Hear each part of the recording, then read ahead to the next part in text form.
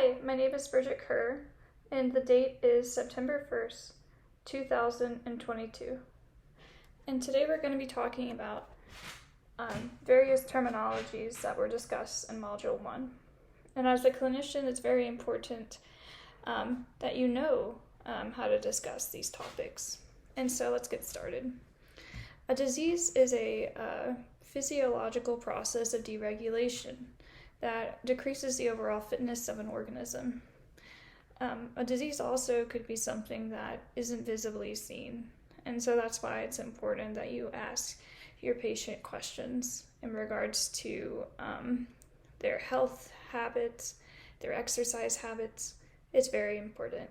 And so disease, within the topic of disease, there's three subtypes. We have acute, which is a severe but short illness. We have subacute, which isn't as severe as acute and not as long as chronic. And then we have our chronic illness, which is either episodic or continuous. And so an example of a subacute illness would be trauma. And working in the ICU, we do see a lot of trauma. For instance, car accidents. And something about car accidents is if there's a traumatic brain injury, it's essential that you regulate a patient's core temperature. And so we use something called the Arctic sun in order to decrease the core temperature, because sometimes if in certain cases that can cause further brain injury when the patient's temperature gets too high. So it's important to regulate it. An example of a subacute illness would be pneumococcal pneumonia. And so this illness has an etiology, which is the classification of a disease, being bacterial in nature, or streptococcal pneumonia. And the pathogenesis of the disease, how it starts, how it presents, would be it latching on to the nasal pharynx. And so someone that has this disease and is asymptomatic doesn't know they have this disease and could spread it. So testing is important, especially in vulnerable populations. And there's 4 stages to this disease. The first stage is when there is fluid retention in the alveoli. The second stage is the environment causes the capillaries to lose their integrity, and so red blood cells and white blood cells enter into the alveoli, and depending on the course of treatment will depend on the recovery of a patient. And so essentially the recovery does consist of phagocytizing the cellular debris in the alveoli, and treatment will depend on how long the recovery would take. And so it's essential that a clinician is able to look at what the patient comes in with. What symptoms do the patient have, or what is the patient complaining of?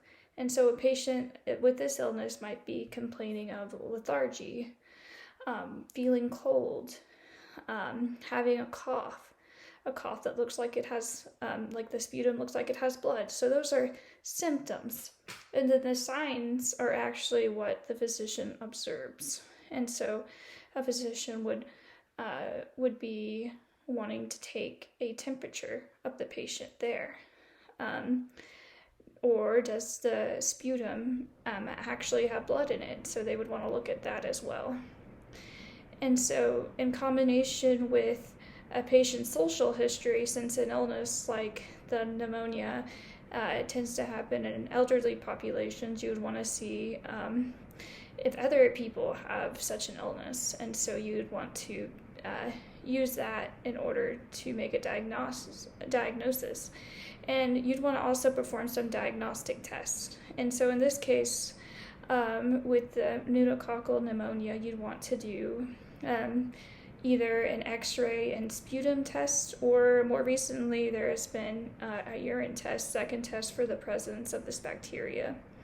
And so that would you'd want to perform that in order to better make, you'd want to use those diagnostic tests to better make a diagnosis. And the diagnosis is essentially the clinician classifying what the disease is. And so with that classification a prognosis can be produced. And the prognosis essentially tells the patient how long they'll have their signs and symptoms, and also will discuss potential complications of a disease. And complications of a disease are bad things that can happen, potentially like lung damage or death, or bad things that happen over the course of disease. And so those are complications. And the last term we discuss is syndrome. And then a chronic disease is chronic fatigue syndrome, and that would be an example of a syndrome. And a syndrome is symptoms and signs that are found together. And so in this instance, with chronic fatigue syndrome, we have lethargy, malaise, feeling tired, not having energy, all these signs and symptoms that come together to produce that syndrome. And so with all these terminology in mind and knowing how to discuss them is important in order to progress in the field of health. Thank you.